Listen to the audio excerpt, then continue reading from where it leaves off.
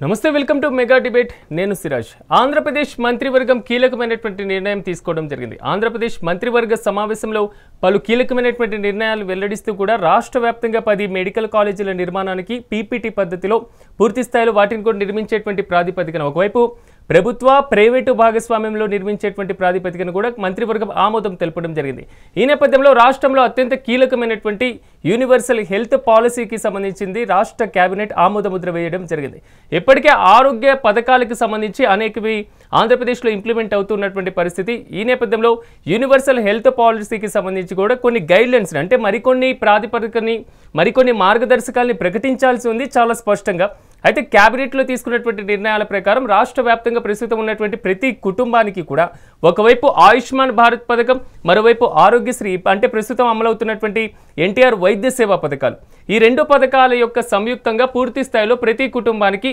25 లక్షల రూపాయల వరకు కవరేజ్ని అందించేటువంటి పథకానికి మాత్రం కేబినెట్ ఆమోదం తెలపడం మాత్రం కొంతవరకు అభినందనీయం కానీ దీంట్లో లోటుపాట్లు ఎంతవరకు ఉన్నాయి ఈ పథకం ఇంప్లిమెంటేషన్కి సంబంధించి రాష్ట్ర వ్యాప్తంగా 1.63 కోట్ల కుటుంబాలకు సంబంధించి ప్రతి కుటుంబంలో ఉన్నటువంటి వ్యక్తులు అయితే ఉన్నత స్థాయిలో మధ్యతరగతి బిలో పావర్టీ లైన్లో ఉన్నటువంటి ఫ్యామిలీకి ఇది ఇంప్లిమెంట్ అయ్యేటువంటి అవకాశం ఉందా ప్రతి కుటుంబాన్ని ఇంప్లిమెంట్ చేస్తే ప్రభుత్వ ఉద్యోగులతో పాటుగా ప్రైవేటు ఉద్యోగుల మీద ఎలాంటి ప్రభావం చూపబడుతుంది దీంట్లో ఉన్నటువంటి మొత్తం కవరేజ్ ఎంతవరకు ఉంటుంది ఈ కవరేజ్లో మొత్తం ఫ్యామిలీలు ఎంతవరకు బెనిఫిట్ పొందేటువంటి అవకాశం ఉంది ఇలాంటి అంశాల మీద మనం మెగా డిబేట్ని ప్రారంభిద్దాం నాతో పాటు డిబేట్లో పార్టిసిపేట్ చేస్తున్నారు ఎల్ఎం మోహన్ రెడ్డి గారు వైసీపీ కార్యదర్శి అదేవిధంగా కంచెల్ల విజయభాస్కర్ గారు తెలుగుదేశం పార్టీ అధికార ప్రతినిధి అదేవిధంగా తాడిశెట్టి పశుపతి గారు రాజకీయ విశ్లేషకులు అదేవిధంగా షేక్ సైదా గారు కాంగ్రెస్ పార్టీ అధికార ప్రతినిధి విజయభాస్కర్ గారు మీతోనే నేను ప్రారంభిస్తాను మొత్తం మీద ఎలా చూడాలంటారు ఏ ప్రాతిపదికన ప్రధానమైనటువంటి ఏ అంశాలని బేస్ చేసుకొని రాష్ట్ర ప్రభుత్వం ఈ పాలసీకి ఈ విధానానికి ఆమోదముద్ర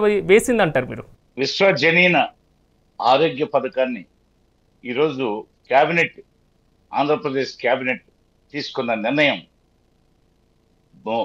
మీరన్నట్లు 1,63,00,000 కుటుంబాల జీవితాల్లో వసంతాలు పూయిస్తుంది ఆరోగ్యం పట్ల పూర్తి భరోసాను కల్పిస్తూ ఈరోజు రాష్ట్ర ప్రభుత్వం ఇది ప్రజాప్రభుత్వం అని చెప్పి రుజువు చేసుకున్న సందర్భం కాబట్టి ఈ సందర్భంగా రాష్ట్ర ప్రభుత్వానికి అభినందనలు తెలియజేస్తున్నాను అదేవిధంగా 3,257 చికిత్సలకి ఈ విధానం ద్వారా చికిత్స చేయడానికి నిర్ణయం తీసుకోవడం జరిగింది ఈరోజు అదేవిధంగా 15 రోజుల్లో బిల్లులు చెల్లించడానికి కూడా నిర్ణయం తీసుకోవడం జరిగింది ఈ విధానంలో పోతే పూర్తిగా హైబ్రిడ్ విధానంలో ఈ విధానాన్ని హైబ్రిడ్ విధానం అంటారు మీరు చెప్పినట్లు ఈ పథకం రూపురేఖలు ఈ పథకాన్ని ఈరోజే తాజాగా అనౌన్స్ చేశారు దీనికి ఇంకా కొంత గైడ్ లైన్స్ రావాల్సి ఉంది అయితే మనకు వచ్చిన సమాచారం ప్రకారం ఇప్పటికే ఈ పాలసీ మీద రాష్ట్ర వ్యాప్తంగా బ్రహ్మాండంగా అభినందనలు వెల్లువెత్తుతున్నాయి మరి ఈ స్కీము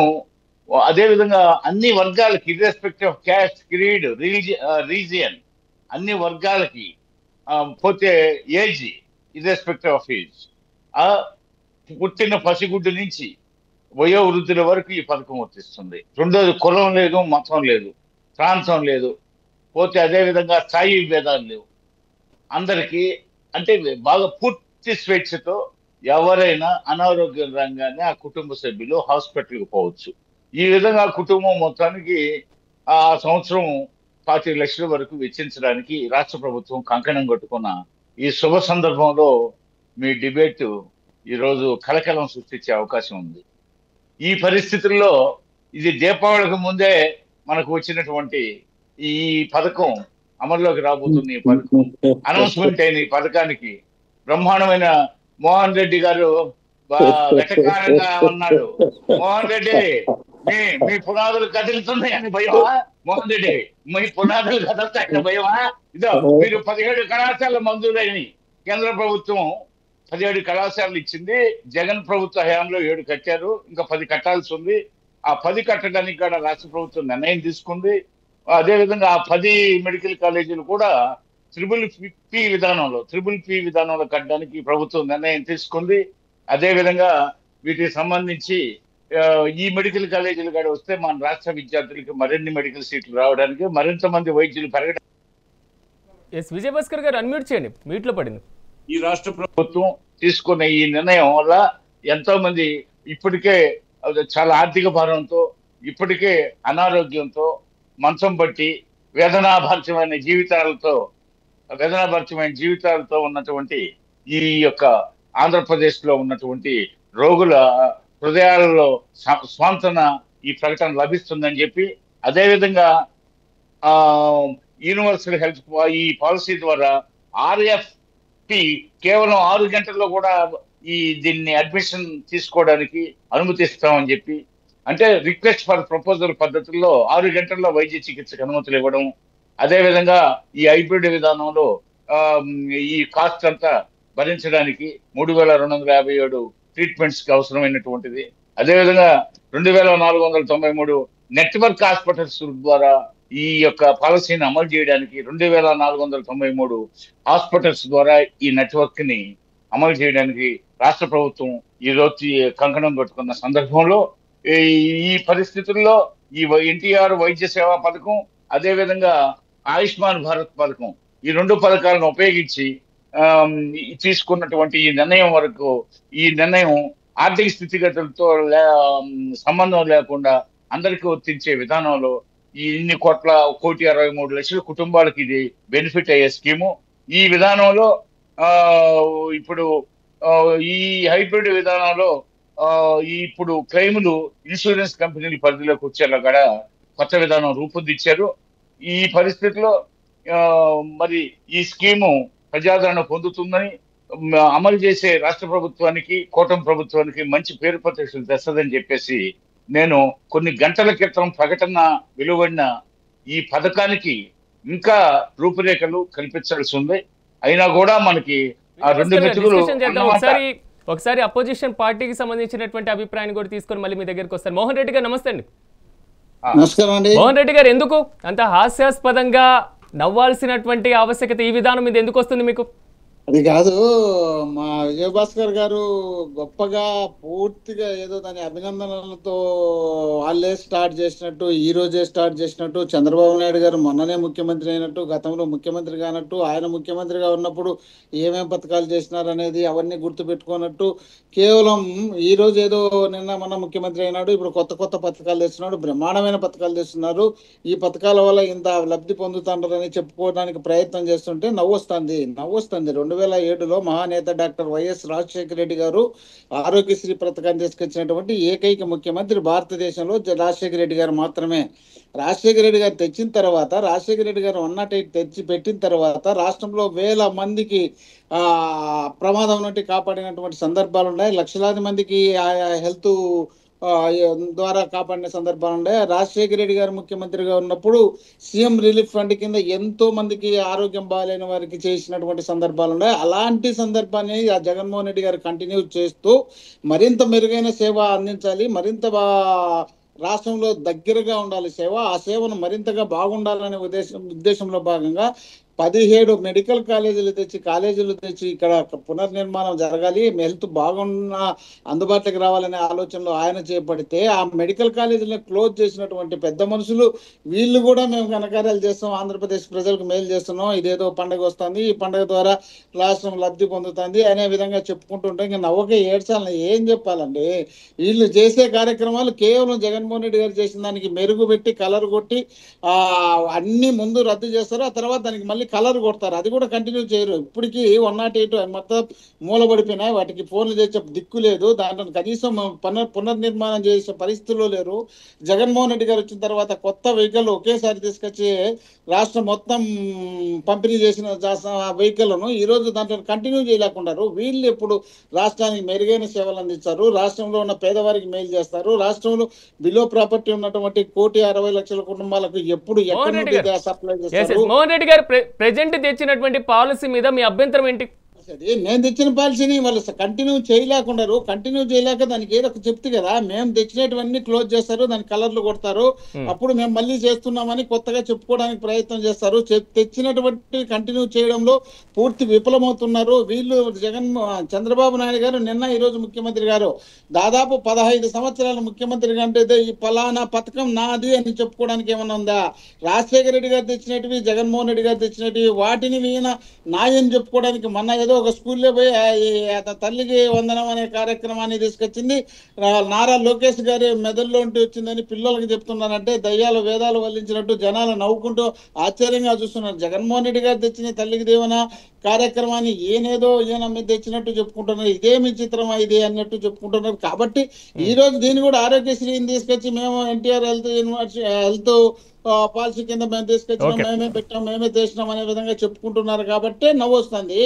దాంట్లో వాళ్ళు మంచి పనులు చేసి ఎవరన్నా తప్పులు పడతారా? మంచి చేసి ఎవరు తప్పులు పడతారు? సెల్యూట్ చేస్తారు. మాకన్నా మెరుగైన పరిపాలన ఇచ్చే జనం ఒప్పుకుంటారు. కాబట్టి అలాంటివి చేయకుండా వీళ్ళకి ఇష్టం వచ్చినట్టు వీళ్ళ బుద్ధి పుట్టినట్టు కర్ణాటకలో బస్సులు ఫ్రీ ఇచ్చే ఆంధ్రప్రదేశ్ లో వీళ్ళు వచ్చి దాన్ని మొదలు పెడతారు. మోహన్ రెడ్డి గారు ఆరోగ్యశ్రీకి దీనికి ఉన్నటువంటి వ్యత్యాసం ఏంటి, పూర్తి స్థాయిలో ఎంతవరకు ఇంప్లిమెంట్ అయ్యేటువంటి ఛాన్సెస్ ఉన్నాయి అనేటువంటి అంశాల మీద కూడా మనం డిస్కషన్ చేద్దాం. సైదా గారు నమస్తే అండి. నమస్కారం. కాంగ్రెస్ పార్టీ స్టాండ్ ఏంటి ఈ రోజు తెచ్చినటువంటి పాలసీ మీద? సిరాజ్ గారు, ఈరోజు రాష్ట్ర ప్రభుత్వం కేబినెట్ సమావేశం పెట్టి దాదాపు 3.5 గంటల పాటు సుదీర్ఘంగా చర్చించి వివిధ పాలసీల మీద మరి కేబినెట్లో ఆమోదించినట్లుగా మనకు తెలుస్తూ ఉంది. ప్రధానంగా ప్రతి కుటుంబానికి 25 లక్షల ఆరోగ్య బీమా మరి కల్పించేటట్టుగా రాష్ట్ర ప్రభుత్వం తీసుకున్నటువంటి నిర్ణయాన్ని కాంగ్రెస్ పార్టీ స్వాగతిస్తూ ఉంది, అభినందన తెలుపుతూ ఉంది. అయితే ఒక్క విషయం ఇక్కడ మనం గమనించాలి. విజయభాస్కర్ గారు తెలుగుదేశం పార్టీ నాయకులు చెప్పినట్లుగా ఇదేదో దీని గుండా అంతా మేము ఉద్ధరిస్తున్నామనేటువంటి మాట సమంజసం కాదు. ఎందుకంటే మీకు తెలుసు, ఆరోగ్యశ్రీ పథకాన్ని ఈ దేశంలో తీసుకొచ్చినటువంటి మొట్టమొదటి వ్యక్తి స్వర్గీయ రాజశేఖర రెడ్డి గారు. అలాగే 108 పథకాన్ని తీసుకొచ్చి కొన్ని లక్షలాది కుటుంబాల జీవితాల్లో వెలుగుతున్నటువంటి వ్యక్తి రాజశేఖర రెడ్డి గారు, ఆ మహనీయుడు. అలాంటి మహనీయుడు పెట్టినటువంటి పథకాలే ఇప్పుడు సక్రమంగా అమలు పరచలేనటువంటి పరిస్థితులు మనం చూస్తాం. దాదాపు 4-5 నెలల నుంచి 108 ఉద్యోగస్తులకి జీతాలు అనేటువంటి పరిస్థితి. అలాగే ఆరోగ్యశ్రీ సంబంధించి ఇప్పటికి కూడా మరి కొన్ని కార్పొరేట్ హాస్పిటల్కి బిల్లులు చెల్లించక వాళ్ళు 4 నెలలకు ఒకసారి 5 నెలలకు ఒకసారి మరి రోడ్లెక్కి ఆందోళన చేసేటువంటి పరిస్థితి. హాస్పిటల్స్లో ఈ యొక్క ఆరోగ్యశ్రీని అమలుపరచమని చెప్పి వాళ్ళు మరి నోటీస్ ఇచ్చేటువంటి పరిస్థితి కూడా మనం చూస్తూ ఉన్నాం. ఇలాంటి పరిస్థితుల్లో ఏదో సామెత ఉంది, ఉట్టెక్కలేనామా ఆకాశానికి ఎక్కిద్దని, ఇలాంటి కబుర్లన్నీ చెప్పుకుంటూ ఉన్నారు. అసలు 25 లక్షలు కుటుంబానికి హెల్త్కి సంబంధించి పేద కుటుంబాలు ఏమంతా 25 లక్షల సంవత్సరానికి వాడుకుంటారు? దీనివల్ల ఇవన్నీ జరిగే పనులేనా? కార్పొరేట్ హాస్పిటల్కి దోచిపెట్టేందుకోసం తీసుకొచ్చినటువంటి ఒక పథకం. It is clear. ఎందుకంటే మనం ఏదో చెప్పుకోవడానికి నేతి బేరులో నెయ్యి చందంగా కనిపిస్తా ఉంది తప్ప ఈ పథకం ఇంప్లిమెంట్లో కూడా అంతే జరుగుతూ ఉంది. ఎందుకంటే గతంలో ఆరోగ్యశ్రీలో కూడా అలాగే దోచుకున్నారు కొన్ని కార్పొరేట్ హాస్పిటల్స్. ఎందుకంటే ఆరోగ్యశ్రీ కార్డు తీసుకొని హాస్పిటల్కి వెళ్తే వైద్యం చేయడు, వాడు కార్డు చూస్తాడు, మొత్తం ఎంటర్ చేసుకుంటాడు, ఆధార్ కార్డు ఆరోగ్యశ్రీ కార్డు తీసుకుంటే ఎంటర్ చేసుకుంటాడు, అమ్మా ఇది డబ్బులు లేవు ఏం లేవు తర్వాత చూద్దాం పొమ్మంటాడు, వాడేం బిల్ చేసుకుంటాడు. తీరా చూస్తే ఏదో ఫేక్ ఎక్స్రేలు పెడతాడు, ఫేక్ ఎంఆర్ఐలు పెడతాడు, ఏదో పాతవి తీసుకొచ్చి ఎక్స్రేలు తీసి అవన్నీ డబ్బులు గుంజేసుకొని వీడికి మాత్రం డబ్బు కట్టించుకొని వీడికి ఆపరేషన్ చేస్తారు. ఎందుకంటే పరిస్థితులు అవి ఎన్నో మరి కోట్ల రూపాయల ప్రజాధనాన్ని కార్పొరేట్ హాస్పిటల్కి దోచిపెట్టినటువంటి పరిస్థితి చూసాం. ప్రజెంట్ ఇప్పుడు కూడా మనం చూసినట్లయితే 25 లక్షల ఒక కుటుంబానికి. ఈ రాష్ట్రంలో ఎన్ని కుటుంబాలు ఉన్నాయి, ఎన్ని కోట్ల కుటుంబాలు ఉన్నాయి, ఎన్ని తెల్ల రేషన్ కార్డులు ఉన్నాయి, ఒకసారి లెక్కలు చూడండి. ఎన్ని లక్షల కోట్ల రూపాయలు దీనికి ఖర్చు అవుతుందో. ఇవన్నీ కూడా ఒక రకంగా చెప్పాలంటే కార్పొరేట్ హాస్పిటల్కి దోచిపెట్టేటువంటి పరిస్థితి. ఓ పక్కన కార్పొరేట్ విద్యా సంస్థలకి మరి ఏ విధంగా దోచిపెడతా ఉన్నారో, ప్రైవేట్ పాఠశాలలు ప్రభుత్వ పాఠశాలను ఏ విధంగా మూసేస్తా ఉన్నారో ఒక పక్కన చూస్తూ ఉన్నాం. ఏ విధంగా పేద పిల్లలు డ్రాప్ అవుట్స్ అవుతూ ఉన్నారో మనం చూస్తూ ఉన్నాం పరిస్థితి. ప్రకాశం జిల్లాలోనే దాదాపు 80 పాఠశాలలు ఈ సంవత్సరం మూతపడినటువంటి పరిస్థితి. ఈరోజు ప్రకాశం జిల్లాలో అనేకమైనటువంటి హాస్పిటల్స్కి వెళ్తే కార్పొరేట్ హాస్పిటల్కి ఆరోగ్యశ్రీ ద్వారా వైద్యం చేయకుండా తిప్పి పంపుతున్నటువంటి పరిస్థితులు, ఇవన్నీ ఆలోచన చేసుకోవాల్సిన అవసరం ఉంది. ప్రభుత్వం ఉన్న పథకాలనే సక్రమంగా ఇంప్లిమెంట్ చేయకుండా తామేదో గొప్ప చేశామని చెప్పుకోవడం కోసం 25 లక్షల రూపాయలు మేము ఉచితంగా వైద్య బీమా కల్పిస్తామని చెప్పి ప్రభుత్వం మాట్లాడుతుందంటే ఇది ఎంతవరకు అమలు చేస్తుందో మనం చూడాల్సిన అవసరం. అలాగే మనం ఇంకోసారి మనం గమనించినట్లయితే ఈరోజు వైద్య కళాశాలల పరిస్థితి, ఈరోజు మరి గత ప్రభుత్వంలో శాంక్షన్ అయినటువంటి 15 మెడికల్ కళాశాలలకి ఈరోజు మీరు మొదటి విడతలో 10 మెడికల్ కళాశాలలో, రెండో విడతలో 5 మెడికల్ కళాశాలలో పూర్తి చేస్తాం.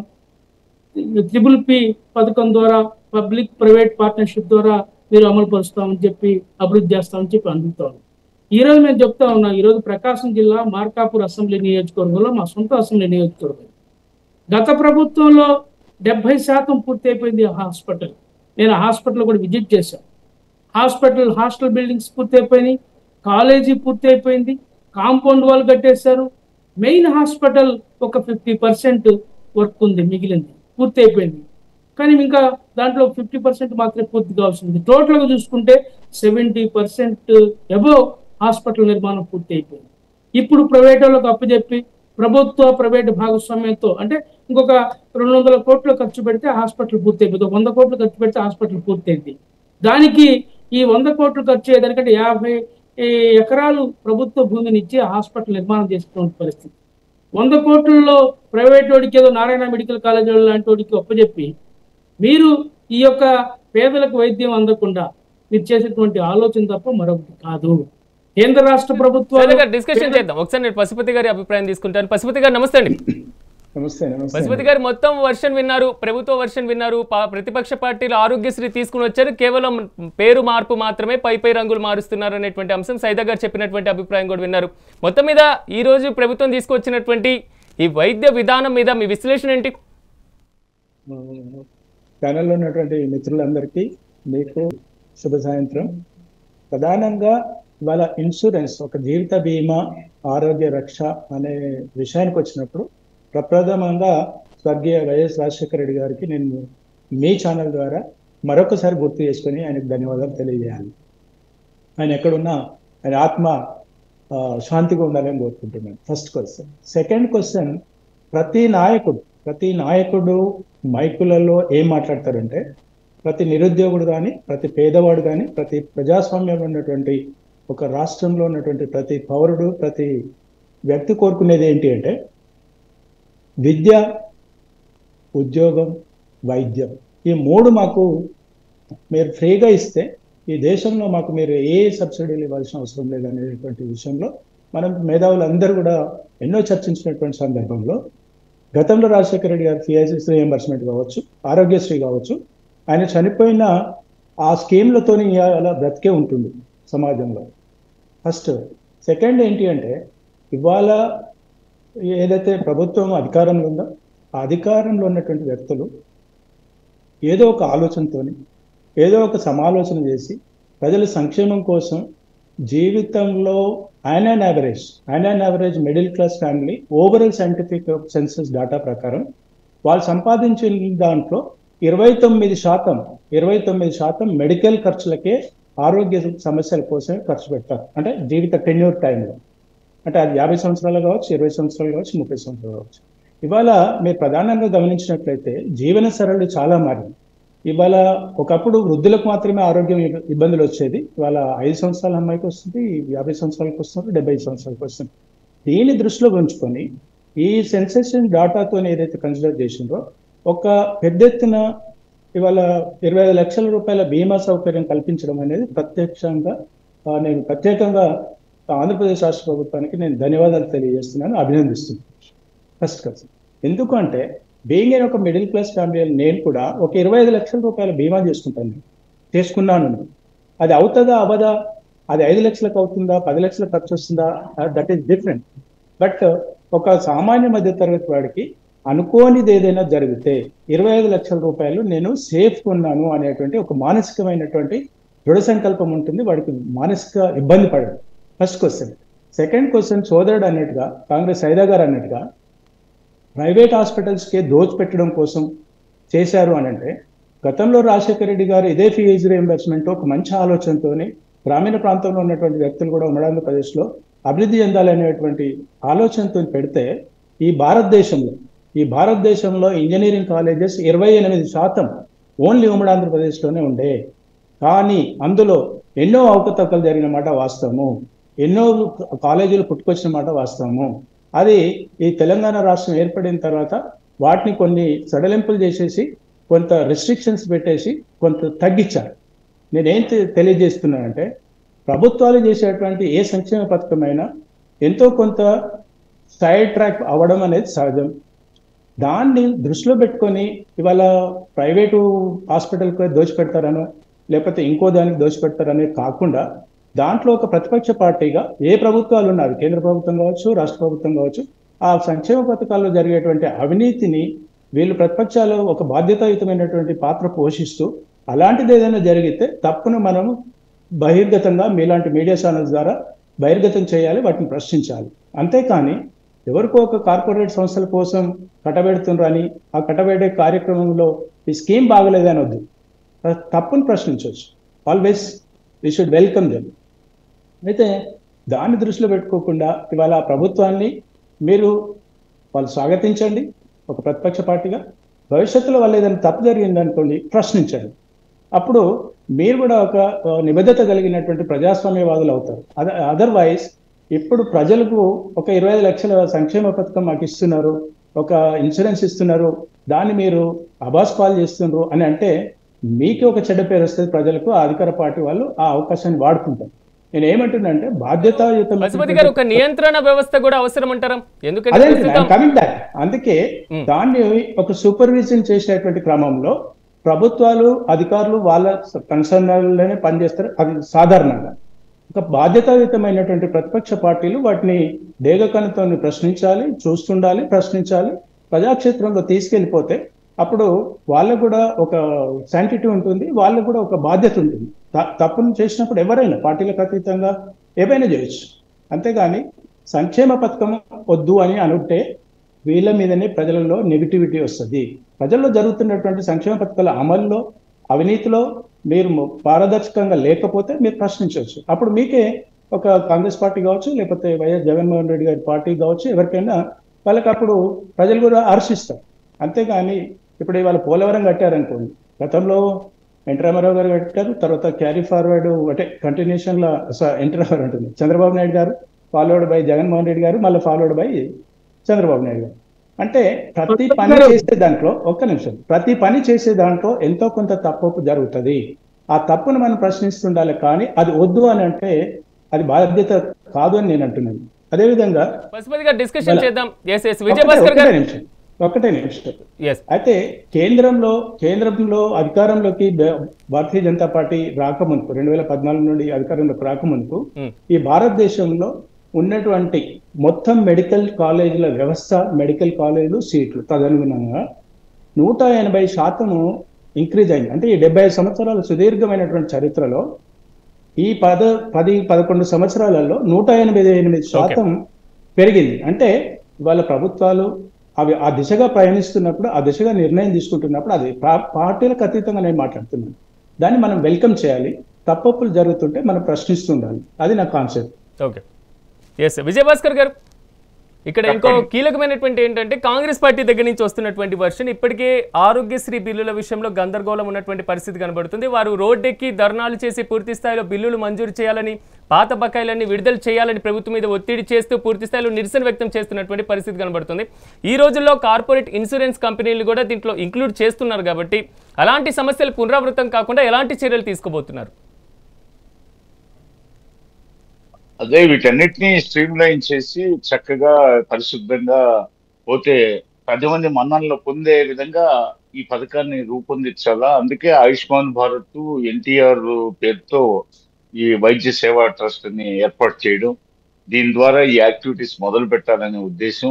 దీన్ని ప్రజల మన్ననలు పొంది ఈ పథకం ప్రజల హర్షధ్వానాలతో ప్రజల యొక్క సంతోషాన్ని చూడాలని చెప్పేసి రాష్ట్ర ప్రభుత్వం భావించే ఈ పథకాన్ని రూపకల్పన చేశారు. 25 లక్షల వరకు ఇప్పుడు మన అనలిస్ట్ గారు పశుపతి గారు చెప్పినట్లు ఈ స్కీము ఎంతో భరోసా కల్పిస్తుంది. ముందు అసలుకి రూపాయి లేనివాడు వెంటనే ఏదో సడన్ గా ఒక హార్ట్ అటాక్ లేకపోతే ఒక క్యాన్సర్ ఒక కిడ్నీ డయాలసిస్ కండిషన్ కి వస్తే హాస్పిటల్కి పోవాలంటే జేబులో రూపాయి లేనివాడికి ఇది ఎంత భరోసా కల్పిస్తుంది. ముందు అది చూడాలి కానీ పథకం ప్రకటించిన రోజే విమర్శలు చేయడం సమంజసం కాదని పశుపతి గారు చెప్పినట్లుగా ఇప్పుడు ఈ రోజు ఒక మంచి ఆలోచనతో ఈ పథకాన్ని శ్రీకారం చుడుతున్నామని చెప్పి కేబినెట్ గ్రీన్ సిగ్నల్ ఇచ్చింది. అంతే, ఈ స్కీమ్ కి గ్రీన్ సిగ్నల్ ఇచ్చింది. తర్వాత రూపకల్పన, తర్వాత దీన్ని అమలు చేసే ఒక డ్యూ డేట్ ఇవన్నీ ఉన్నాయి. పోతే ఆ తర్వాత మార్గదర్శకాలు రిలీజ్ చేస్తారు. ఆ తర్వాత ప్రాక్టికాలిటీ దగ్గరికి వచ్చేటప్పటికి మొత్తం 2993 హాస్పిటల్స్ కి ఇందుకు అనుమతి ఇస్తున్నట్టుగా ప్రకటించారు. మరి ఆ హాస్పిటల్స్ నడవడిక చూడాలి. అదే విధంగా 3557 చికిత్సలకి అనుమతి ఇచ్చారు. మరి ఏ చికిత్సలు ఏ హాస్పిటల్లో ఏ విధంగా చేస్తున్నారు, అదేవిధంగా ఆ మేనేజ్మెంట్స్ ఏ విధంగా ప్రవర్తిస్తున్నాయి రోగుల పట్ల, అదేవిధంగా వీళ్ళు రోగులకి సరైన చికిత్స అందిస్తున్నారా లేదా, అదేవిధంగా రోగులు సంతృప్తి చెందుతున్నారా లేదా, మరి సంతృప్తి చెందకపోతే హాస్పిటల్ని బ్లాక్ లిస్ట్ లో పెట్టాలన్నా లేదా, పోతే ఈ చికిత్సలని ఇంకా మెరుగుపరచడానికి ఇంకా ఏమైనా చర్యలు తీసుకోవాలన్నా, ఇంకా కొత్త చికిత్సలకి ఇప్పుడు ఈ ప్రకటించిన 3257 చికిత్సలే కాకుండా ఇంకా పెంచాల్సిన అవసరం ఉందా? ఇవన్నీ ఇన్స్ and outs of the scheme మనకు కొంతకాలం అయితే కానీ తెలియదు. ఆ నేపథ్యంలో మనం ఆలోచించాలి. కానీ అలా కాకుండా ఈరోజు కేబినెట్ గ్రీన్ సిగ్నల్ ఇయ్యంగానే మనం ఇవన్నీ కాదు. ఇప్పుడు చాలా వాటికి ఇప్పుడు మొన్న ఫీజులు రీఎంబర్స్మెంట్ చేశారు. అదేవిధంగా చాలా వాటికి బిల్లులు చెల్లిస్తూ ఉన్నారు. ఒకవైపు అభివృద్ధిని చూస్తున్నారు, ఒకవైపు సంక్షేమ కార్యక్రమాలు చూస్తున్నారు, ఒక పక్క ఉద్యోగులకి నెల జీతాలు సక్రమంగా అందేటట్టు చూస్తున్నారు. సంవత్సరం 3 నెలలు కూడా పూర్తి కాలేదు ఈ ప్రభుత్వం వచ్చేసి. అనేక లోటుపాట్లను సవరించుకుంటూ గాడి తప్పిన పాలనా విధానాలని 5 సంవత్సరాల పాలనా విధానాలను గాడి తప్పితే వాటన్నిటిని గాడిలో పెడుతూ మరొక వైపు సంక్షేమం అభివృద్ధి వైపు దూసుకుపోతుంది. పోతే ఇంచుమించుగా కొద్ది రోజుల్లో మొత్తం అన్ని మేనిఫెస్టోలో అంశాలతో పాటు మేనిఫెస్టోలో ప్రస్తావించిన అంశాలను కూడా అమలు చేయడానికి ఈ ప్రభుత్వం కంకణం కట్టుకొని ఈ రోజు ఈ నిర్ణయం గ్రీన్ సిగ్నల్ తీసుకుంది. అదేవిధంగా 5 ఏళ్ల పరిపాలనలో కేంద్రం ఇచ్చిన 7 వైద్య కళాశాలలు మాత్రమే వాళ్ళు భర్తీ చేస్తే మేము PPP విధానంలో 10 కళాశాలని కట్టడానికి నిర్మించడానికి చర్యలు తీసుకుంటున్నట్టు కూడా రాష్ట్ర ప్రభుత్వం ఈ రోజు కేబినెట్ మీటింగ్ లో అనౌన్స్ చేయడం జరిగింది. ఇదే విధంగా ముఖ్యంగా చాలా సంతోషకరమైన విషయం అంటే మార్కాపురం లాంటి వెనకబడిన మెట్ట ప్రాంతంలో మన సైదాబాబు గారు చెప్పినట్టు చాలా వర్షాభావ పరిస్థితులు ఉన్న ప్రాంతంలో ఒక మెడికల్ కాలేజీ అనౌన్స్మెంట్ అనేది నాకు చాలా ఉల్లాసం కల్పించింది. ఆయుష్మాన్ భారత్ కార్డులు లేనటువంటి వారి పరిస్థితి ఏంటి, వారికి దీంట్లో అర్హతలు ఉందా లేదా అనేటువంటి అంశం కూడా కొంతవరకు క్వశ్చన్ మార్క్ గా మారుతున్నటువంటి పరిస్థితి. దానికి సంబంధించి నేను ఒక చిన్న బ్రేక్ తీసుకున్న తర్వాత మళ్ళీ దాన్ని మనం డిబేట్ ని కంటిన్యూ చేసేటువంటి ప్రయత్నం చేద్దాం. ఏపీ కేబినెట్ తీసుకున్నటువంటి నిర్ణయంలో మాత్రం యూనివర్సల్ హెల్త్ పాలసీకి సంబంధించినటువంటి కొంతవరకు గైడ్లైన్స్ రావాల్సి ఉన్నా ప్రస్తుతం ఉన్నటువంటి పాలసీ ఇంప్లిమెంటేషన్ కి సంబంధించి ఉన్నటువంటి ప్రతి క్వశ్చన్ మార్క్ కి సంబంధించి మనం డిబేట్ ని కంటిన్యూ చేసే ముందు మొత్తం మీద నాణ్యమైనటువంటి వైద్యం, ఉచిత వైద్య సేవలు, పేద ప్రజలకు అందుబాటులో ఉన్నతమైనటువంటి వైద్య సేవలు ఇవి అందుబాటులో ఉంటే సాధారణ జీవనం కూడా ప్రజా జీవన ప్రమాణాన్ని పెంచడంతో పాటుగా వారికి ఉన్నటువంటి ఆర్థిక స్తోమతను కూడా కొంతవరకు నియంత్రణ చేసుకునేటువంటి అవకాశం కనబడుతుంది. పూర్తి స్థాయిలో ప్రభుత్వాలు చేయూతను దీంట్లో అందించడం కూడా కొంతవరకు సఫలీకృతమైనటువంటి ఫలితాలు రావడానికి అవకాశాలు ఉంటాయి. అయితే ఈరోజు కేబినెట్ తీసుకున్నటువంటి నిర్ణయాల మీద ఒకసారి మనం డిస్కషన్ చేసేటువంటి ప్రయత్నం చేద్దాం. ఎస్ మోహన్ రెడ్డి గారు, ప్రస్తుతం తీసుకుంటున్నటువంటి దాంట్లో పూర్తి స్థాయిలో ఆయుష్మాన్ భారత్ కార్డులకు సంబంధించినటువంటి ఇంప్లిమెంటేషన్, ఎన్టీఆర్ వైద్య సేవ ఈ 2 పథకాలు పూర్తి స్థాయిలో ఉండి దాదాపు 2.5 లక్షల వరకు కూడా ఇన్సూరెన్స్ కంపెనీ పరిధిలోకి వస్తుంది. 2.5 లక్షల నుంచి దాదాపు 25 లక్షల వరకు కూడా ఎన్టీఆర్ వైద్య సేవ ట్రస్ట్కి సంబంధించినటువంటి దాంట్లో పరిధిలోకి వస్తుంది అనేటువంటి అంశాన్ని కూడా ప్రైమరీగా అంటే ప్రాథమికంగా ఇప్పటి వరకు ప్రభుత్వ కేబినెట్ ద్వారా వచ్చినటువంటి కొంతవరకు ఇన్ఫర్మేషన్, పూర్తి స్థాయి గైడ్లైన్స్ కోసం మరింత వేచి చూడాల్సినటువంటి పరిస్థితి. ఏమంటారు దీని మీద? ఇప్పుడు మీరు చెప్పినట్టు 25 లక్షలు అనేది జగన్మోహన్ రెడ్డి గారు ఆల్రెడీ ముందే ప్రకటించినారు. ఆయన సీఎంగా ఉన్నప్పుడే ప్రకటించి దాన్ని అమల్లోకి తీసుకొచ్చినారు. తీసుకొచ్చిన తర్వాత వీళ్ళు ఏమంటే కొద్ది కాలం బ్యాలెన్స్ పెట్టారు. పని చేయకుండా పని జరగకుండా పక్కన పెట్టేసినారు.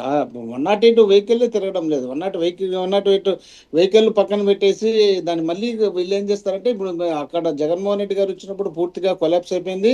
మేము వచ్చిన తర్వాత స్టార్ట్ చేసినామని చెప్పుకోవడానికి ఇట్లా ప్రయత్నం చేస్తారు. వాళ్ళు అధికారంలోకి వచ్చిన తర్వాత జగన్మోహన్ రెడ్డి గారు ఏ మంచి కార్యక్రమాలు చేసినారో ఆ మంచి కార్యక్రమాలన్నిటినీ ఆపేసినారు. ఆపేసిన తర్వాత మళ్ళీ ఒక్కొక్కటి వాటిని అమలు చేయడానికి ప్రయత్నం చేస్తూ అక్కడ విధ్వంసం జరిగింది. మేము వచ్చిన తర్వాత మళ్ళీ పునరుద్ధరణ జరుగుతుంది అన్నట్టు వాళ్ళు చెప్తాం. 1300 వెహికల్ ఒకేసారి 108 వెహికల్ జగన్మోహన్ రెడ్డి గారు సీఎంగా ఉన్నప్పుడు రిలీజ్ చేసి రాష్ట్ర వ్యాప్తంగా అనేక ప్రాంతాల్లో పెడితే వాటన్నిటిని రోజు మూల కూర్చోబెట్టారు. మళ్ళీ ఏం చేస్తారంటే దానికి కలర్ కొడతారు. ఆ కలర్లకు ఒక డబ్బులు డ్రా చేస్తారు. ఆ తర్వాత ఏం చేస్తారంటే అదంతా కూలిపోయినది. మేము మళ్ళీ కొత్తగా వచ్చిన తర్వాత మేము అధికారంలోకి వచ్చిన తర్వాత ప్రజల సంక్షేమం కోరి ప్రజల మేలు కోరి మేము ఈ కార్యక్రమం అనే విధంగా వాళ్ళు మమ్మల్ని స్టార్ట్ చేస్తారు. అంతే తప్ప వాళ్ళు చేసేది 25 లక్షలు అనేది ఇదేముంది. జగన్మోహన్ రెడ్డి గారు ఆల్రెడీ ప్రకటించిందే కదా, ప్రకటించిన దాన్ని తీసుకొచ్చి వీళ్ళు మేము చేసినామని చెప్పి చెప్పుకుంటున్నారు. ఇప్పుడు పశుపతి గారు చెప్పినట్టు విజయభాస్కర్ గారు కూడా ఒకసారి జగన్మోహన్ రెడ్డి రాజశేఖర రెడ్డి గారు 2007లో దాన్ని చేసినారు అనే పాయింట్నే పక్కన పెట్టేసి ఇప్పుడు మేము వచ్చిన తర్వాతనే చేస్తున్నాం అనే విధంగా ఆయన చెప్పుకుంటూ వస్తున్నాడు. అది కాదు కదా. ఇప్పుడు రాజశేఖర రెడ్డి గారు ఉన్నప్పుడు 2007లోనే ఆరోగ్యశ్రీని తీసుకొచ్చినారు, 108 తీసుకొచ్చినారు. వాటిని అన్ని బ్రహ్మాండంగా చేసినారు. తర్వాత హాస్పిటల్ కూడా బసవతారకంలో ఉన్నటువంటి బిల్లులు పెండింగ్ కూడా జగన్మోహన్ రెడ్డి గారి దగ్గర మా హరికృష్ణ గారు ఉన్నారు మెడికల్ కు సంబంధించి. ఆయన డిస్కషన్ చేస్తే సార్ అదేంది హరికృష్ణ గారు బాలకృష్ణ కరెక్ట్ అయినా కాదంటే చూసిన తర్వాత సార్ ఇది కరెక్ట్ అంటే కొట్టేయని చెప్పి డబ్బులు కొట్టేసినటువంటి డబ్బులు రిలీజ్ చేసిన సందర్భం జగన్మోహన్ రెడ్డి గారు ఉన్నప్పుడే ఉంది. వీళ్ళు కొత్తగా చేసింది కాదు కదా. కొత్తగా చేస్తుంటే ఆ కొత్త పథకం చేస్తుంటే కరెక్ట్ గా కొత్త చేస్తున్నారు, ఇది మంచి పథకం చేస్తున్నారు, బాగుంది అని చెప్పచ్చు. ఇప్పుడు పెన్షన్ వికలాంగులకు ఇస్తున్నటువంటి పెన్షన్ ఈ రోజు రద్దు చేస్తున్నారు. ఆ రద్దు చేసి దాదాపు రోడ్ల మీద వికలాంగులు వచ్చి ధర్నాలు రాస్తారోకలు చేస్తున్నారు. వాటన్నిటిని సక్రమంగా చేయాల్సిన బాధ్యత వీళ్ళకు ఉంది కదరా. వీళ్ళు ఆ విధంగా చేయకుండా అక్కడ ఏదో వైఎస్ఆర్ కాంగ్రెస్ పార్టీ అయినా లేక వీళ్ళకి సంబంధించి ఏదైనా సంక్షేమం మాకు ఓటైనలకు మేలు జరుగుతుందని ఇట్లాంటి వాటిని కూడా వాళ్ళు రద్దు చేసే కార్యక్రమం చేయడానికి కొన్ని ప్లాన్లు వేసుకొని మళ్ళీ ముందుకు వస్తారు. ఇప్పుడు జగన్మోహన్ రెడ్డి గారా వీళ్ళ జగన్మోహన్ రెడ్డి గారు తెచ్చిన కాలేజీలో మేము ఏదో కొత్తగా తెచ్చినాం, ప్రకాశం జిల్లాలో మేము తీసుకు అయిపోయిందంటే అక్కడ మేము వర్ష ప్రాంతంలో మేము శంకుస్థాపన చేస్తున్నాం, అది బ్రహ్మాండంగా మాకు ఆనందంగా ఉందంటే ఇంకా వాళ్ళు దాన్ని చూసి ఆనందపడతామంటే సంతోషం. మేము ఆనందపడమని చెప్పాలి. జగన్మోహన్ రెడ్డి గారు చేసినటువంటి కార్యక్రమం మీరు ఆనందపడండి. ఓకే, మోహన్ రెడ్డి గారు ప్రెసెంట్ గవర్నమెంట్ కేబినెట్ తీసుకున్నటువంటి నిర్ణయం మీద మీరు స్వాగతిస్తున్నారా లేదా?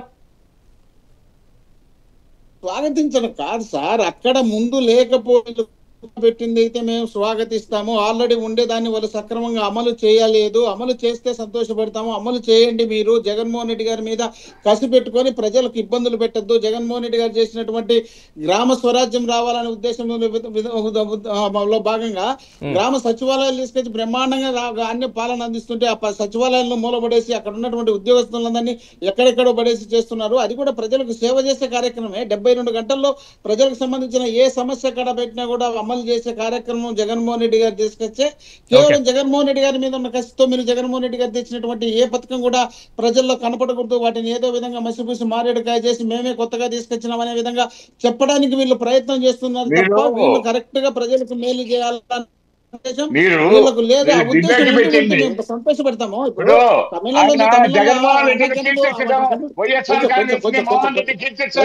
కొంచెం సార్ విజయభాస్కర్ గారు మీరు మాట్లాడేటప్పుడు నేను మాట్లాడలేదు కదా.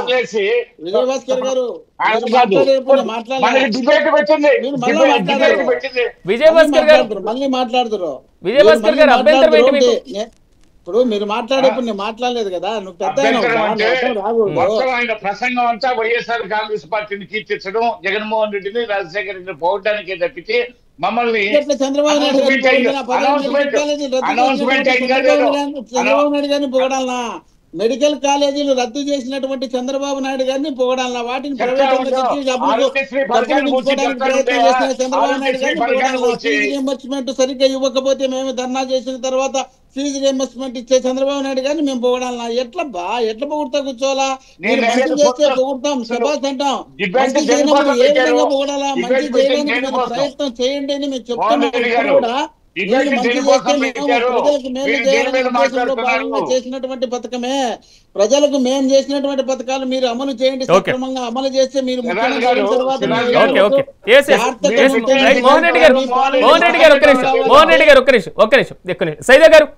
సైదా గారు, ఆరోగ్యశ్రీ పాలసీని ఒకసారి మనం పరిశీలిస్తే ఆరోగ్యశ్రీ పాలసీ కంటే ఎక్కువ కవరేజ్ కనబడుతుంది. పూర్తి స్థాయిలో చికిత్సలకు సంబంధించినటువంటి అంశాలు ఉన్నాయి. అంటే ఆరోగ్యశ్రీ కంటే కొంతవరకు మెరుగైనటువంటి పాలసీ అనుకోవాలి దీన్ని.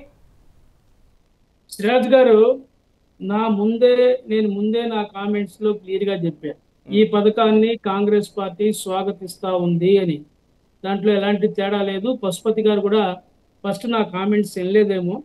మేము ఎక్కడ కూడా, ఎందుకంటే మంచి చేస్తే దాన్ని హర్షిస్తాం, ప్రజలకు ఇబ్బంది కలిగే పరిస్థితి వస్తే మేము ఆ ప్రభుత్వం మీద కొట్లాడతాం. దీంట్లో తేడా ఏం లేదు. నేను ఎందుకు చెప్తున్నానంటే, గతంలో ఉన్నటువంటి పథకాలు సక్రమంగా అమలు చేయడంలోనే ఈ 1.5 సంవత్సరంలో ఈ ప్రభుత్వం వైఫల్యం చెందింది అనేటువంటి ఒక భావనతో నేను మాట్లాడినటువంటి మాట.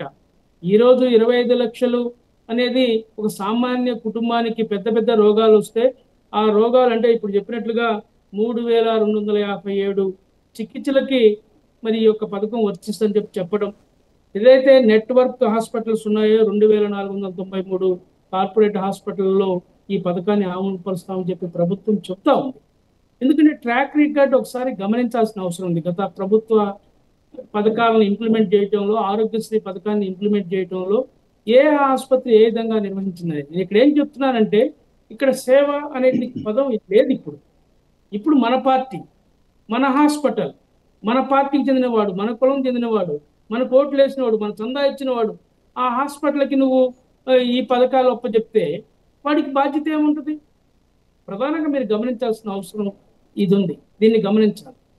ఇది మేము కేవలం ప్రజల సొమ్ముని, ప్రభుత్వ సొమ్ముని ఖాళీ చేసేటువంటి విధంగా తయారవుతా ఉన్నాయి.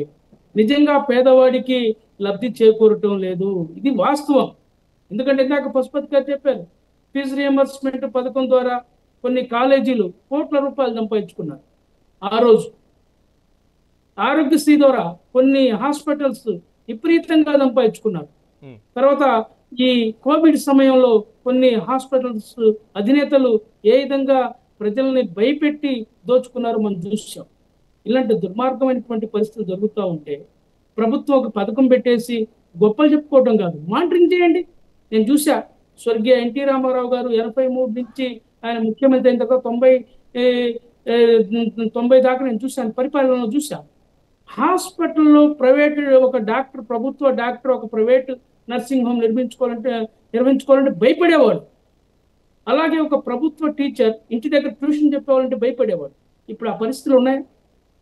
ఈరోజు ప్రైవేట్ విద్యా సంస్థలని నిర్వహిస్తుంది ప్రభుత్వ టీచర్లే. ఇది గమనించాల్సిన అవసరం ఉంది. ఈరోజు ప్రైవేట్ హాస్పిటల్ నిర్వహిస్తున్నంత కూడా ప్రభుత్వ డాక్టర్లే. ఇది వాస్తవాలు. ఇవన్నీ మభ్యపెట్టి మేమేదో గొప్పలు చేస్తున్నాం, 25 లక్షల పేదవాళ్ళకి ఇస్తున్నాం, వాళ్ళకి ఉచితంగా వైద్య సౌకర్యాలు కల్పిస్తున్నాం అని చెప్పి మీరు సంకలు గుద్దుకోవడం కాదు. మీరు మానిటరింగ్ చేయండి, ఎక్కడ నష్టం జరుగుతూ ఉందో. ఈరోజు డిఎంఓహెచ్ఓలు ఉన్నారు, ఎన్ని హాస్పిటల్ తనిఖీ చేస్తున్నారు జిల్లాలో, ఎవరెవరు ప్రభుత్వ డాక్టర్లు హాస్పిటల్కి వెళ్తున్నారా లేదా ఎప్పుడైనా పరిశీలిస్తున్నారా? వాడు జిల్లా హెడ్ క్వార్టర్ దాటాడు. అతను లంచాలు తీసుకుంటూ హాస్పిటల్లో ఏసీ రూమ్లో కులుకుతూ ఉంటాడు. పేదవాడు వైద్యం అందక అల్లాడిపోతున్నటువంటి పరిస్థితి, అప్పులు పాలైనటువంటి పరిస్థితి, ఇల్లు అమ్ముకున్నటువంటి పరిస్థితి, పొలాలు అమ్ముకున్న పరిస్థితి, భార్య పుస్తీళ్ళు కూడా తాకట్టు పెట్టి హాస్పిటల్ వైద్యం చేసుకున్న పరిస్థితి, పిల్లల చదువుల కోసం ఉన్న భూమి 1-2 ఎకరాలు కూడా అమ్ముకొని పిల్లల చదువు కోసం పట్టణాలకు వచ్చి కూలీ చేసుకుని బతుకున్న పరిస్థితి. ఎక్కడ నువ్వు చేసింది? ఏది నువ్వు చేసింది? ఊరక నువ్వు గొప్పలు చెప్పుకొని నేనేదో ఎంత చేస్తున్నా అది చేస్తున్నా చెప్పి డబ్బాలు కొట్టుకోవడం కాదు. ఇక్కడ వాస్తవాలు మాట్లాడండి. ప్రాక్టికల్గా ఏం జరుగుతూ ఉంది? ఎందుకు చేత కాకపోతే మీ మంత్రి ఏం చేస్తా ఉన్నాడు? ఈరోజు తురకపాలెం అనే గ్రామంలో 30 మంది చనిపోయారు. దాని గురించి నువ్వు పట్టించుకున్న పరిస్థితి నీకు ఇప్పుడు 30 మంది, ఒకరు కాదు, ఇద్దరు కాదు,